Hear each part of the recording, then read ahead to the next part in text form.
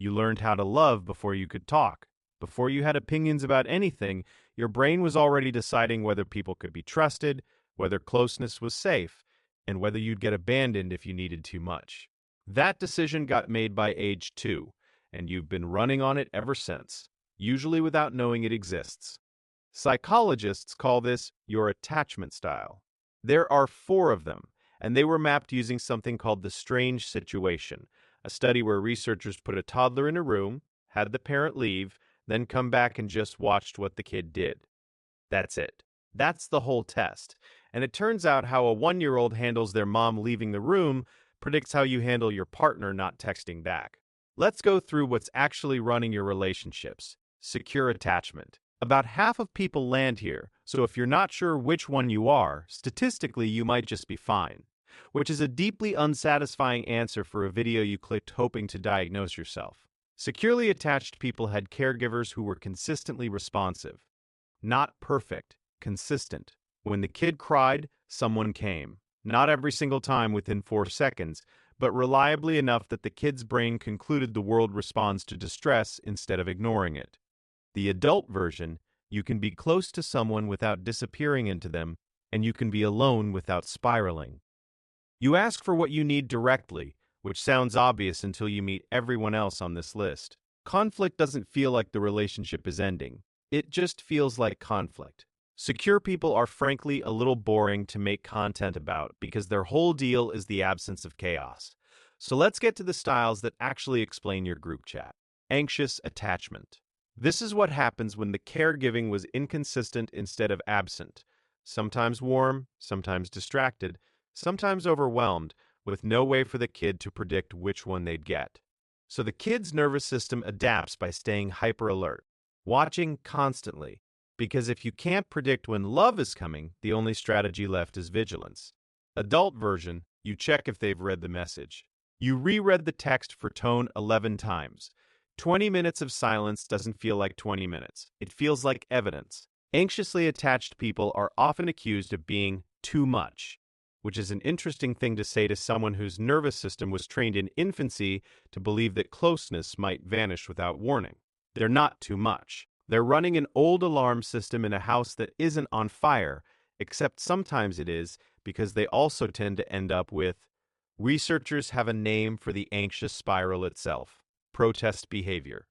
It's the same thing a toddler does when a parent leaves the room: crying, reaching, following. Adults just do a more sophisticated version: double texting, checking the last scene timestamp like it's a crime scene. Scrolling back through old messages looking for the exact moment things changed. It's not neediness for its own sake, it's a search for evidence that the bond still holds, run by a brain that once needed that evidence to survive. And the cruel part is that protest behavior tends to produce the exact outcome it's trying to prevent. The follow-up text that was meant to close the distance often reads as pressure, which pushes the other person further away, which triggers more protest behavior, which pushes them further still. The system designed to keep the relationship safe becomes the thing that destabilizes it. Avoidant attachment. This is the other end of inconsistency. Except here, the caregiving wasn't unpredictable. It was distant. Emotional needs got met with discomfort or dismissal often enough that the kid learned a different lesson. Don't need things out loud. Handle it yourself. Needing people gets you nothing but rejected, so stop announcing the need. Adult version, independence gets worn like armor. Intimacy feels like pressure, not comfort. When a relationship gets serious, the impulse isn't joy, it's a faint, specific claustrophobia. Avoidant people aren't cold. They're doing exactly what worked when they were 3. It just stopped being useful around the time they started dating. Psychologists call the avoidant toolkit deactivating strategies, and once you know them, you'll spot them everywhere. Suddenly noticing your partner's flaws right when things get serious. Fantasizing about an ex the moment a new relationship gets stable. Picking fights over nothing right before a milestone. Moving in together, meeting the family, saying the big word first. None of it is conscious sabotage. It's the nervous system quietly manufacturing distance because closeness has started to register as danger, and creating a reason to pull back feels safer than sitting still and letting the discomfort pass. And here's the part that should feel uncomfortably familiar if you've ever had a relationship implode in slow motion. Anxious and avoidant types are disproportionately drawn to each other. One person escalates because distance feels like danger. The other retreats because closeness feels like danger. Each one's coping mechanism is the other one's trigger, and somehow this keeps happening generation after generation, like the two groups have a tracking device pointed directly at each other. Then there's the fourth style, and it's the one where things get genuinely rough. Disorganized attachment, sometimes called fearful-avoidant, which is a more clinical way of saying wants closeness and is terrified of it simultaneously all the time. This one typically comes from caregiving that was frightening, not just inconsistent, but actually scary.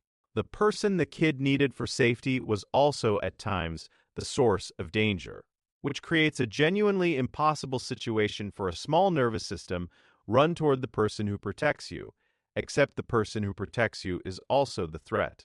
Adults with this style often want intimacy and sabotage it in the same breath.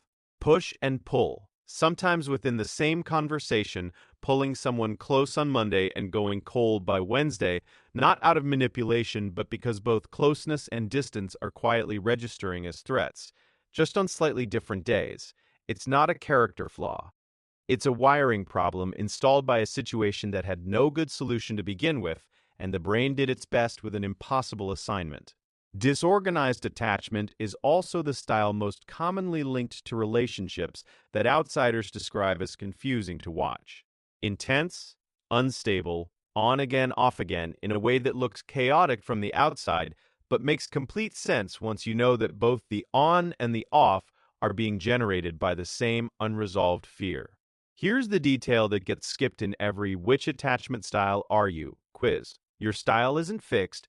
It's not a personality type. It's a strategy your nervous system built to survive a specific set of early conditions, which means it can shift. Consistent relationships, romantic, platonic, even therapeutic, can measurably move someone from anxious or avoidant towards secure. Researchers call this earned secure attachment, which is a strangely bureaucratic name for one of the more hopeful findings in psychology. But here's the part that actually explains your ex, your situationship, and possibly your entire dating history. Attachment styles don't just sit there quietly. They actively recreate the exact dynamic they were built from, because the nervous system isn't looking for a healthy relationship, it's looking for a familiar one, and those are not the same thing. If your early template was inconsistency, calm and steady can feel bizarrely like boredom, like nothing is happening. Meanwhile, chaos feels like chemistry because chaos is what your nervous system learned to associate with love in the first place. This is why some people describe a genuinely stable partner as not feeling like anything, and then go running back to someone who ghosts for a week and reappears like it's a normal Tuesday. It's not a taste problem. It's a familiarity problem wearing a taste problem's clothes. This is also why so much relationship advice fails on contact. Telling an anxious person to just relax is like telling a smoke detector to stop being so dramatic about smoke. Telling an avoidant person to just open up ignores that opening up is precisely the thing their nervous system was trained to treat as a threat. The advice targets the behavior instead of the wiring underneath it, so it works for about 4 days, and then the old pattern resets, usually right when it matters most. So which one are you? Not the one you'd like to be, the one that shows up when someone doesn't text back for 6 hours. If that question made you slightly uncomfortable, that's the correct response because the honest answer is usually the one you resist saying out loud. Attachment theory started with a British psychiatrist named John Bowlby in the 1950s, who got laughed out of a few conferences for suggesting that a baby's bond with its caregiver was a biological survival system, not just sentimentality. He was right. His colleague Mary Ainsworth built the actual strange situation experiment in the 60s, and together they accidentally created one of the most replicated frameworks in psychology, one that now explains everything from your 5 in the morning text spiral to why you picked, out of an entire room of emotionally available people, the one person who was clearly unavailable. The uncomfortable twist is that none of this makes you broken. It makes you consistent. Your nervous system did exactly what it was built to do with the information it had at the time, and it's still running that same program decades later on relationships it was never designed for. Awareness doesn't erase the pattern. It just gives you a half-second window right before you send that fourth follow-up text to notice what's actually happening. That half second is the entire game. So, one more time, which one were you before you started making excuses for the answer? If this explained a relationship you're still thinking about, the next video breaks down a memory glitch that's been quietly running every argument you've ever had. Subscribe and it'll find you.